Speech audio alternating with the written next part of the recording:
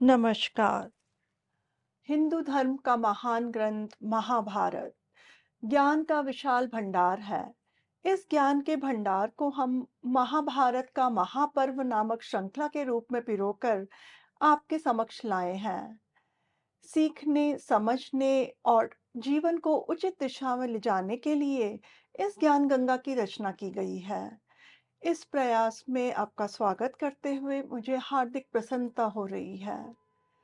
इसमें मैं योगिता पंत, मार्गदर्शक, गुरु एवं हिंदू विचारक अनिल चावला जी के सम्मुख कुछ जिज्ञासाएं प्रकट करूंगी और वे समाधान करेंगे।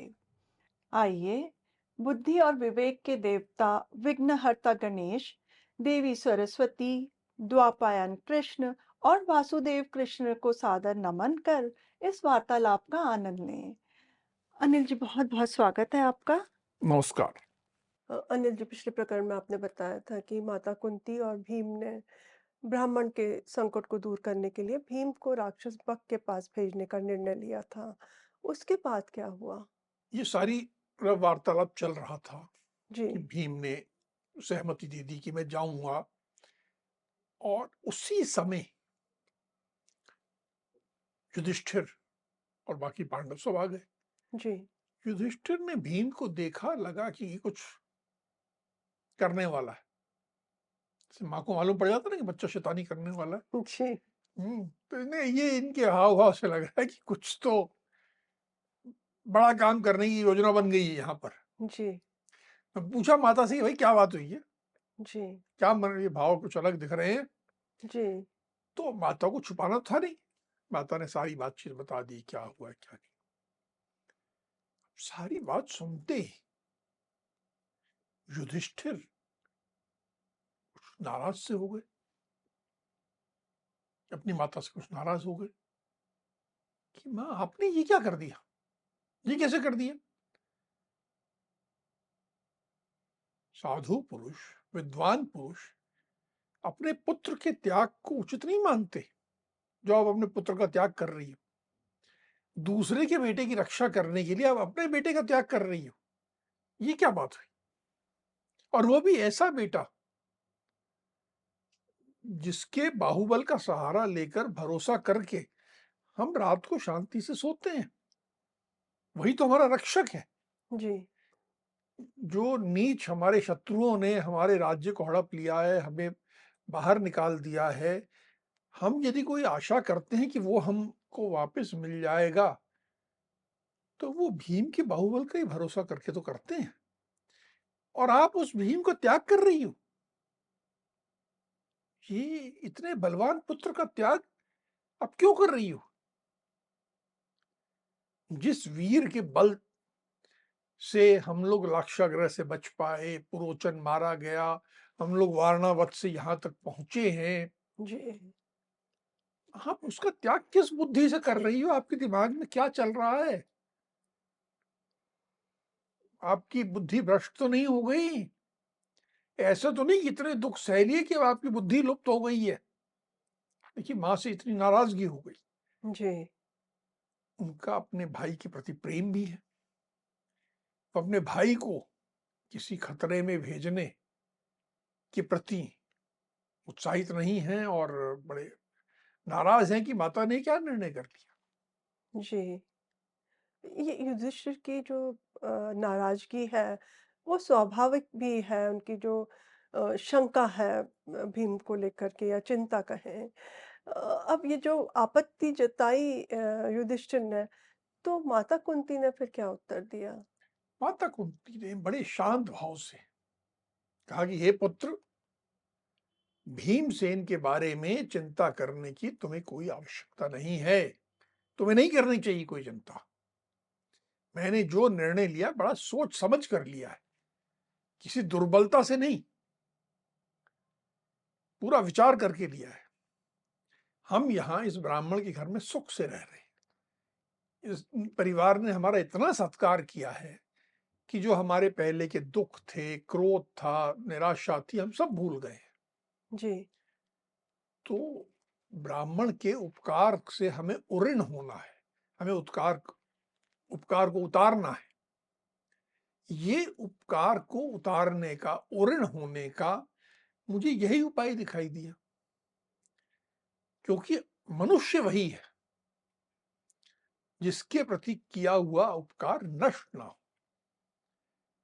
कि यदि मैं कोई उपकार कर रहा हूं, तो जिसको के लिए कर रहा हूं वो जवाब में और उपकार करे, और जो प्रत्युपकार करे, वापसी में उपकार करे, जी, वो जो मूल उपकार है उससे कई गुना ज्यादा हो।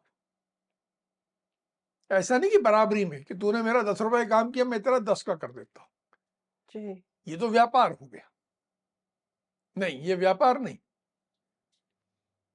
जो उपकार किया उससे कहीं गुना ज्यादा प्रत्युपकार करना है, ये हमारा परंपरा है, ये धर्म है। और तो भीम के लिए इतना चिंता कर रहा है। भीम में 10,000 हाथियों का बल है, मैंने उसको बचपन से देखा है, उसके बल को भी मैंने देखा है। इसी बल के कारण वो वारणावत से हम सबको ढोकर यहां तक ले आया है, एक हाथी की तरह। इतनी दूर तक नहीं तो हम नहीं आ सकते थे, जी, उसमें इतनी शक्ति है। भीमसेन के समान बलवान दूसरा कोई है ही नहीं। मुझे तो यहां तक विश्वास है कि युद्ध में, पूरे ब्रह्मांड में जो सर्वश्रेष्ठ है, वज्रपाणी इंद्र, वज्रपाणी यानी हाथ में जो वज्र रखते हैं, जी, वज्रपाणी इंद्र भी यदि भीम के सम्मुख आ जाए तो वो भीम उनका भी सामना कर सकता है, इतना बलवान है। मैंने जो निर्णय लिया है, न लोभ से लिया है, न कोई अज्ञान से लिया है, न मोह से लिया है। मैंने बड़ी बुद्धि से, खूब सोच समझकर, विशुद्ध रूप से धर्म के आधार पर निर्णय लिया है। मेरे निर्णय से दो प्रयोजन सिद्ध हो जाएंगे। एक तो मैंने तुम्हें अभी पहले बताया जी, कि उपकार का हम प्रत्युपकार कर पाएंगे, इस ब्राह्मण के यहाँ निवास करने का जो भी हम पर ऋण चढ़ गया है जी, वो ऋण उतर जाएगा। और दूसरा कि वो राक्षस की जो का वध होगा, उससे ये ब्राह्मण और नगरवासियों जी, की रक्षा होगी, तो ये महान धर्म का पालन होगा। एक बात हमेशा महर्षियों ने कही है कि जो क्षत्रिय ब्राह्मण के कार्य में सहायता करता है वह उत्तम लोकों को प्राप्त होता है। जो क्षत्रिय किसी अन्य क्षत्रिय को प्राण संकट से मुक्त करा दे तो इस लोक और परलोक में महान यश का भागी होता है। जो क्षत्रिय किसी वैश्य के कार्य में सहायता करे वह निश्चय ही प्रजा को प्रसन्न करने वाला राजा होता है। और जो राजा अपने शरण में आए शूद्र को प्राण संकट से बचाता है वह धन धान्य से संपन्न और राजाओं द्वारा सम्मानित श्रेष्ठ कुल में जन्म लेता है। अब आप देखिए एक बात, कुंती क्या बता रही है कि क्षत्रिय का धर्म क्या है, कि उसे इन चारों वर्णों की रक्षा करनी है, जी, किसी एक की नहीं। ऐसा नहीं है कि शूद्र की चिंता मत करो, तुम तो केवल ब्राह्मण की रक्षा कर लो, नहीं, लेकिन चारों की रक्षा कर। जी, और ये राक्षस का सामना करके जी, और यदि उसका वध कर देता है भीम, तो इस नगर के चारों वर्णों की रक्षा करेगा, तो बहुत बड़ा पुण्य मिलेगा, बहुत बड़ा धर्म लाभ होगा। और जो ब्राह्मण जिसके घर में हम रुके हैं उसके ऋण को भी उतार देगा। तो इसमें हर तरह से धर्म है और धर्म का लाभ मिलेगा, इसलिए मैंने ये निर्णय लिया है। जी। अनिल जी, यहाँ पे एक बहुत देखने वाली बात है कि माता कुंती ने ऐसे नहीं कहा कि मैं तुम्हारी माँ हूँ और जो मैंने निर्णय ले लिया वो मानना पड़ेगा। उन्होंने अपनी बात को बहुत तर्कपूर्ण तरीके से समझाया युधिष्ठिर को। अब जब इतना विस्तृत उन्होंने समझाया युधिष्ठिर को, तो क्या युधिष्ठिर ने क्या कहा? वो मान गए? बिल्कुल युधिष्ठिर मान गए। देखो, हर व्यक्ति के मानस में दो विपरीत कई बार बातें उभर आती हैं। एक होता है दिल से वो किसी को प्यार करता है, जी, उसको किसी खतरे में नहीं डालना चाहता, और दूसरी ओर धर्म विचार है, बुद्धि है, जी, सोच समझ के बात है। तो माता कुंती ने, जो कि अपने आप में एक विदुषी थी, बहुत विद्वान स्त्री थी, उन्होंने धर्म का प्रतिपादन करते हुए, धर्म की विवेचना करते हुए समझाया कि धर्म के कारण मैं कर रही हूं। और स्वयं युधिष्ठिर धर्मपुत्र भी थे, धर्मराज भी थे, तो उन्होंने स्वीकार किया और कहा कि हे मां, आपने समझ बूझकर जो निर्णय लिया है बिल्कुल उचित है। जी, आपने संकट में पड़े हुए इस ब्राह्मण पर दया करके जो निर्णय लिया है, मैं उससे सहमत हूं, जी, और निश्चय ही भ्राता भीम उस राक्षस को मारकर लौट आएंगे, क्योंकि आप धर्म के पथ पर हो। आप ब्राह्मण की रक्षा के लिए इतनी दयालु हुई हो। जी, केवल ये मोह नहीं है कोई, जी, ये धर्म है। आपके निर्णय से मैं सहमत हूं। केवल मेरा एक छोटा सा अनुरोध है कि आप ये ब्राह्मण से कह दें जी, कि मौन रहें या इस तरह से बात करें कि नगर वासियों को ये बात मालूम ना होने पाए कि ये भीम जो है राक्षस को मार रहा है, भीम ऐसा है वैसा, ये सारी बातें जरा इसका प्रचार ना हो, इसके बारे में किसी को मालूम ना पड़े। तो माता ने कहा, हाँ मैंने पहले ही ये कह दिया। जी। अब जब युधिष्ठिर भी सहमत हो गए तो अगले प्रातः तो भीम सामग्री लेकर के राक्षस के पास गए होंगे। वहाँ पे क्या हुआ? देखो, भीम बहुत सारा भात और अन्य सामग्री खाने की लेके गए थे। जी, अब भीम की भी बड़ी मजेदार स्थिति, बेचारे को भूख बहुत लगती थी। हम्म? जी, और बहुत दिनों से भिक्षा लाते थे, उनको आधी मिल जाती थी तो भी परफेक्ट नहीं मिलती थी। जी, तो बेचारे बड़े दुखी थे। आज इतना सारा सामग्री लेके भोजन की वो निकल पड़े, जी, और जहां वो राक्षस निवास करता था वहां पहुंच के उन्होंने पहला काम किया कि उस सामग्री को खुद खाने लग गए कि भाई इतनी अच्छी भोजन सामग्री है, जी, बाद में नीचे नीचे गिर जाए तो खाई नहीं जाएगी, जी। तो पहले मैं ये भोजन की सामग्री खा लूं। अपनी पेट पूजा कर लूँ पहले। अपनी पेट पूजा, जो मैंने बहुत दिनों से ढंग से खाना नहीं खाया, तो मैं पूरा भोजन कर लूं। जी, और खाते हुए उस राक्षस का नाम लेकर जोर जोर से पुकारने लगे कि आजा आजा। वो राक्षस बड़ा आश्चर्यचकित हो गया, क्रोधित हो गया, क्योंकि जो लेके आता था वो कोई नाम लेके पुकारता थोड़ी था। जी, वो तो डर के मारे बैठा रहता था कि मुझे मरना है, जी, और यहाँ एक ऐसा है जो उसको नाम लेके बुला रहा है कि तुम बाहर आओ। जी, बड़ा क्रोधित हो गया, और फिर बाहर आके देखा कि जो मेरे खाने की सामग्री आई है वो तो गप गप करके ये एक मनुष्य जो आया वो खा रहा है। तो और जी, अधिक क्रोधित हो गया। बड़ा विशाल था, बहुत भयंकर था, जी, उसकी आकृति बड़ी डरावनी थी। दाढ़ी मूछ बाल लाल रंग के थे, बिल्कुल पहाड़ जैसा बड़ा सा।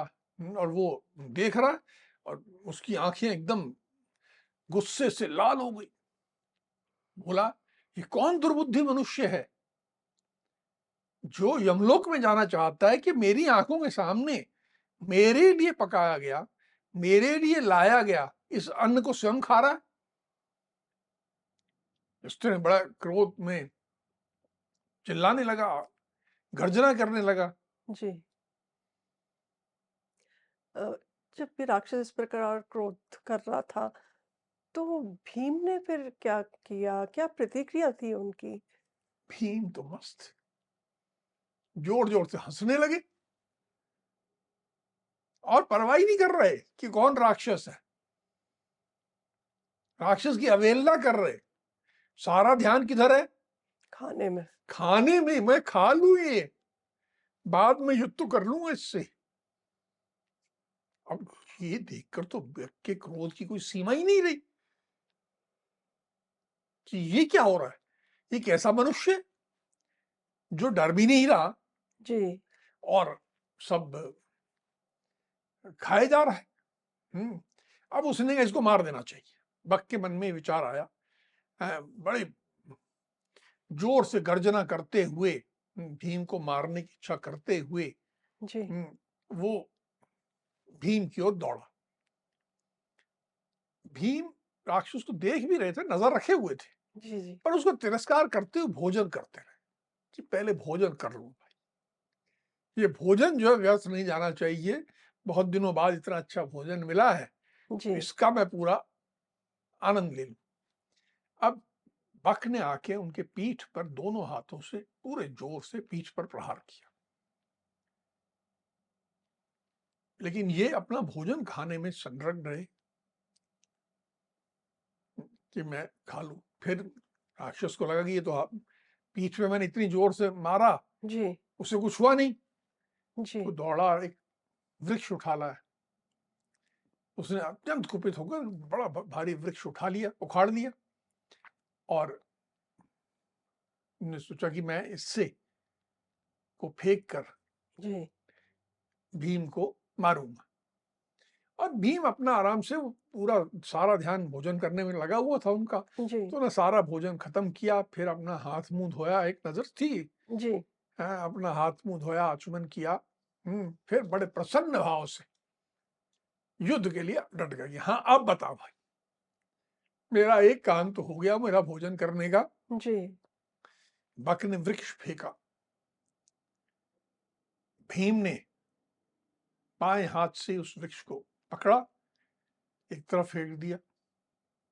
अब नरभक्षी ने एक के बाद एक और वृक्ष फेंकता जा रहा है। जी, भीम ने भी उसी भाषा में जवाब दिया। जी, पांडुनंदन पवन पुत्र भीम जी, भी वृक्षों से प्रहार कर रहे। अब ये एक दोनों के बीच में, जैसे कह सकते हैं, वृक्ष युद्ध छिड़ गया। और जी, उस वृक्ष युद्ध में उस वन के अनेक वृक्षों का विनाश हो गया। उस जगह पे ऐसा लग रहा था कि पता नहीं क्या तूफान आया कि सारे तरफ वृक्ष गिरे पड़े हैं। जी। ऐसी स्थिति बन गई। अनिल जी, दोनों बलशाली योद्धाओं के बीच में वृक्षों से युद्ध चल रहा था। इसके अतिरिक्त भी उन्होंने किसी और चीज़ से युद्ध किया? देखो, कुछ समय बाद ये बक को लगा कि ये वृक्ष से तो ये मर नहीं रहा, जी, तो अब मुझे जाके इसको अपनी बाहों में पकड़ के इसका मुझे वध करना पड़ेगा। जी, और बक जो है, ने अपने नाम की घोषणा की कि मैं बकासुर हूं, मैं विशाल राक्षस हूं, और मैं तुझे अब मारूंगा। जी, और भीम की ओर दौड़ा और अपनी बाहों से भीम को जकड़ लिया। जब जी, दोनों एकदम गुत्थम गुत्था हो गए, एक भीम को जकड़ लिया बक ने, भीम ने भी अपनी बाहों से बक को जकड़ लिया। जी, अब दोनों में खींचतान शुरू हो गई। बक भीम की बाहुपाश से छूटने के लिए छटपटाने लगा। आया तो था मारने के लिए, जी, लेकिन इन्होंने इतना कस के पकड़ा कि वो छटपटाने लगा। दोनों एक दूसरे को खींच रहे, जी, और भीम उसको पकड़े हुए वैसे ही नीचे जमीन पर, पृथ्वी पर देते मार रहे हैं, मारे जा रहे हैं। बार बार उठा रहे हैं, नीचे पटक रहे हैं, बार बार उठा रहे हैं, नीचे पटक रहे हैं, तो उसको चोट लग रही, और साथ में अपने घुटनों से उसको मार रहे हैं। ऐसे पकड़े हुए हैं जी, जी, और घुटनों से मार रहे हैं। बहुत देर तक ये खींचतान ऐसी चल रही, और भीम उसको बार बार पटक रहे, मार रहे, बार बार पटक रहे, घुटने से मार रहे, जी, और जमीन पे, पृथ्वी पटक पटक के मार रहे। जी, धीरे धीरे करके बक जो है कमजोर पड़ने लगा। जी, तो उसके बाद उन्होंने उसको नीचे पटका कि वो उल्टा नीचे गिरा। जी, उसके बाद उन्होंने एक हाथ से उसकी गर्दन को मोड़ा, और दूसरे हाथ से उसकी लंगोट से पकड़ के जी, उसको ऐसे, जैसे जैसे पड़ा हुआ है, दोनों हाथ से पकड़ के यूं मोड़ना शुरू किया। अब जैसे मोड़ना आप शुरू करोगे, शरीर ऐसे मुड़ता थोड़ी है, जी, तो रीढ़ की हड्डी जो है, कमर जो है, टूट जाती है। तो भीम ने उसको ऐसे करके एक तरफ से गर्दन से, एक तरफ से कमर से ऐसे मोड़ना शुरू किया कि वो उल्टा मुड़ना शुरू हुआ, दोहरा मोड़ दिया, उसकी कमर टूट गई। जब कमर टूटी तो उसने भयंकर चीत्कार किया, बहुत जोर का, जैसे चीखा, जी, उसके मुंह से खून निकलने लगा और उसका वहीं प्राण विहीन हो गया, प्राण शून्य हो गया, मर गया। जी। अनिल जी, बक के मारे जाने के बाद उसके भाई-बंधु भी तो होंगे वहाँ पे, तो कोई आया युद्ध करने के लिए भीम से? को चीत्कार सुन के सब दौड़ के तो आ गए, जी, वो अकेला तो रहता नहीं था, जी, उसका पूरा परिवार था, सब लोग थे। बड़े, लेकिन जब वो आए और उन्होंने ऐसा भयंकर दृश्य देखा कि जो बक, जिसकी की बाहुबल का सहारा लेके पूरा नगर रहता था, जी, वो इस तरह से मारा जा रहा है, तो बड़े भयंकर हो गए। भयंकर दृश्य था, भयभीत हो गए, जी, डर गए। जी, उन्हें लगा कि ये तो बहुत ही मारने वाला जो है, ये हम सबको मार देगा। जी, उनको भयभीत देखकर भीम ने उनको ढाढ़स बंधाया, कहा कि नहीं, मेरा जिसको मारना था मैंने मार दिया, मैं आपको मारने नहीं आया हूं, आप लोग चिंता मत करो, लेकिन मेरी एक शर्त है। वो शर्त ये है कि आज के बाद आप लोग मनुष्यों के साथ हिंसा नहीं करोगे, क्यों सब डरबख्शी थे। जी, बाकी ये सब जो मंगाता था वो अकेला थोड़ी खाता था, जी, ये सब खाते थे। तो बोला आप आज के बाद किसी मनुष्य से हिंसा नहीं करोगे, और अगर किसी ने की, जी, या जिन लोगों ने भी की, इसी प्रकार जैसे मैंने बक को मारा है वैसे ही उसका भी वध कर दिया जाएगा। राक्षस तो सब डरे हुए थे, जी, उन्होंने शर्त स्वीकार कर ली। जी, उसके बाद कहते हैं कि नगरवासियों ने जी, राक्षसों को देखा ही बहुत कम, सब इधर जी, उधर भग गए, या देखा भी तो बड़ा सौम्य स्वरूप, डरे सहमे। अरे ये एक होता है ना कि बिल्कुल सिर झुकाए आने वाले, पहले जो नगरवासियों को खाते थे, जी, अब बिल्कुल सौम्य हो गए, डर के, वो उनका डर समाप्त हो गया। भीम ने बक के शव को जी, उठाया और खींच के लेके आए नगर के द्वार के पास तक। जब दिखा कि नगर का द्वार पास ही है, जी, तो वहां पर रख दिया, और उसके बाद चुपचाप अपने आप को छिपा कर, किसी की दृष्टि में ना आ जाऊं, वहां से चुपचाप निकल ली, कि किसी को दिखूं नहीं, किसी को मालूम ना पड़े कि मैंने मारा है। जी। अब जब नगरवासियों ने भी तो देखा होगा मृत बक को, उनकी क्या प्रतिक्रिया थी? आश्चर्यचकित, अत्यंत आश्चर्यचकित, रोमांचित, अत्यंत प्रसन्न, समझ ही नहीं आ रहा कि हो क्या गया। जी, और सबसे पहला सवाल उठा कि किसने किया। थोड़ी देर में पूरा नगर वहां एकत्र हो गया, सब देख रहे हैं। वर्षों से ऐसी बात थी कि रोज एक परिवार का आदमी जा रहा है, कहीं रोना धोना मच रहा है, दुख की उन पे छाया थी, जी, और जिसके कारण थी वो वहां मरा हुआ पड़ा है, खून से लथपथ पड़ा है। जी, ये समझ में नहीं आ रहा किसने मारा है, कैसे हो गया ये भी समझ में नहीं आ रहा। जी, तो मतलब पता किया भाई, आज किस परिवार की बारी थी, किसको मनुष्य भेजना था। जी, तो सब जब लिस्ट विस्ट निकाली गई, तो उसमें ब्राह्मण के परिवार का पता लगा, तो सब लोग ब्राह्मण के परिवार से पूछने पहुंचे।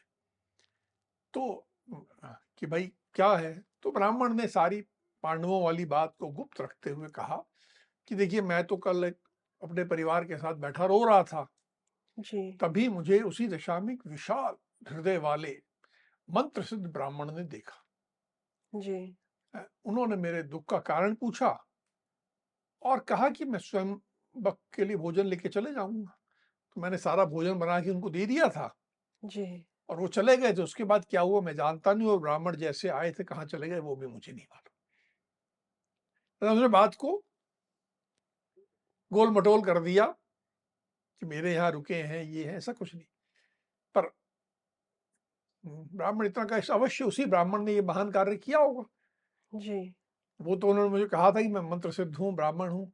तो नगर के समस्त लोग बड़े प्रसन्न तो हो गए कि भाई शत्रु मारा गया, और उन्होंने कहा कि ये जिस ब्राह्मण देव ने किया है, जी। उसके उपलक्ष्य में एक उत्सव मनाया जाए। जी। और उन्होंने बड़ा उत्सव मनाया, और पांडव जहाँ रहते थे, वैसे वहीं आगे सुखपूर्वक निवास करते रहे। जी। अनिल जी, आज हमने देखा कि कैसे माता कुंती ने एक विस्तार पूर्वक तर्क संगत धर्म के बारे में युधिष्ठिर को बताया, और युधिष्ठिर ने भी माता की बात को समझा और स्वीकार कर लिया बिना किसी विरोध के। हमारे हिंदू धर्म में तो ये हमेशा रहा है कि जो महिला रहती हैं, स्त्रियाँ रहती हैं, उनको सदा समाज में हिस्सेदारी उनकी रही है, समाज में उनका योगदान दिया है। अ, इसी का एक विशेष उदाहरण हम कुंती भी कह सकते हैं, माता कुंती भी थीं। एक दूसरी तरफ जो है कि अ, भीम के बारे में हम कहें, तो भीम ने नरभक्षी राक्षस को मारा और चुपचाप से अपने घर वापस आ गए। उन्होंने ये श्रेय लेना नहीं चाहा कि इसका मुझे श्रेय मिले मारने का, या मेरी प्रशंसा हो। ये हमारे लिए बहुत एक सीखने वाली बात है, क्योंकि हम लोग तो एक ज़रा-सा किसी की भलाई कर देते हैं तो उसका इतना ढिंढोरा पीट देते हैं। और ये एक जो आज के युग में बहुत प्रासंगिक है कि किसी की भलाई करो या धर्म का कार्य करो, तो उसका श्रेय लेने की अपेक्षा या प्रशंसा लेने की अपेक्षा नहीं करनी चाहिए। अब हम आज की चर्चा को यहीं विराम देते हैं। अगली कड़ी में महाभारत के महापर्व से जुड़े कुछ मार्गदर्शक प्रसंगों के साथ हम दोनों फिर उपस्थित होंगे। राम, राम। राम राम।